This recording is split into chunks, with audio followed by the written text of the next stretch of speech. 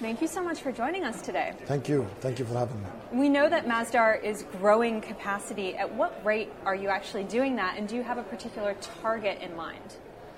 Well, we are growing with the current growth of renewable energy. So renewable energy, generally speaking, at a global level is growing at a double-digit growth versus other power generation sectors like coal-fired power plants or natural gas or nuclear.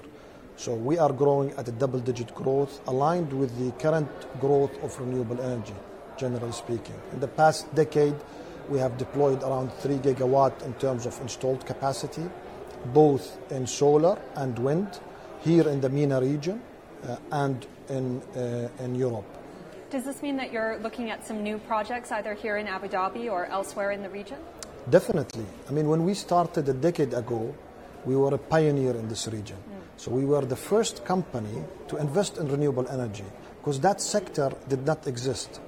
But today, we see a tremendous growth in renewable energy sector in the region. For example, the GCC have seen a double-digit growth over the past 5 years in terms of renewable energy targets, particularly here in the United Arab Emirates, and this is driven through policy and regulation. So now Abu Dhabi has a 7% renewable energy target by 2020, Dubai has a 7% renewable energy target by 2020, and Saudi Arabia just announced their renewable energy target, which is around circa 9 gigawatt by 2023. So that regulation and policy change is driving and fueling the renewable energy sector in the region. So we have a big pipeline. We see Masdar playing a very important role and crucial role alongside other players globally. So how do you fund that pipeline and that growth? Generally speaking, these technologies that we are focusing on or we are investing in, be it in wind or be it in solar, are bankable technologies. So bankability is key. To deploy large-scale solar or wind project requires different source of funding.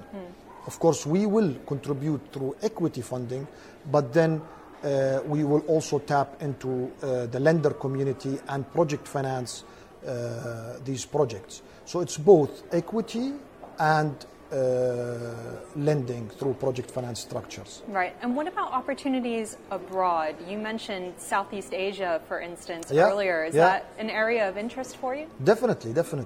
It's exciting.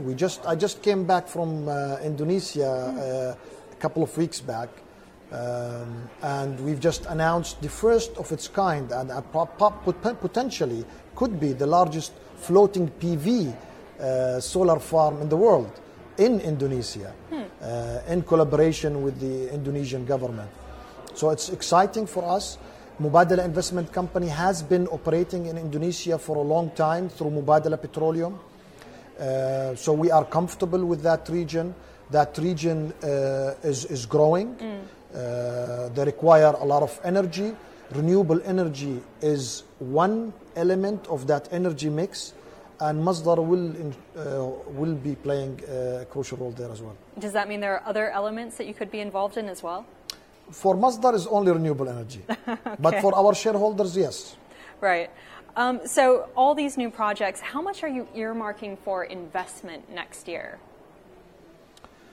Well, in terms of the Middle East, there are several tenders that are currently ongoing, and Masdar is actively participating in these tenders. So if we win, we will definitely deploy the capital and the equity. So we are committed in investing if these projects come to our end.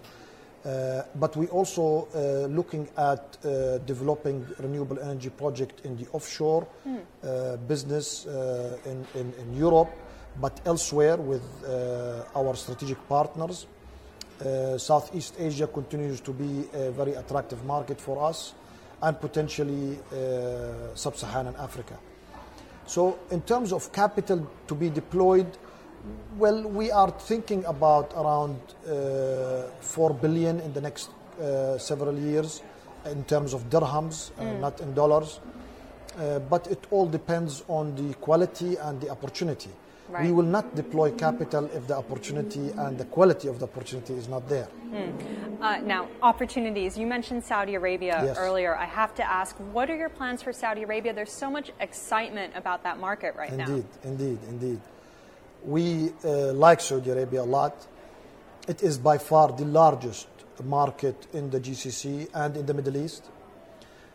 So we have to play a role in Kingdom of Saudi Arabia. The kingdom obviously announced their 2030 vision. One of the elements of that vision is renewable energy. Of course. So that sector is also crucial to the energy mix of the Kingdom of Saudi Arabia. So we are actively seeking opportunities in the kingdom, and we are committed to the vision of the Saudi vision of 2030.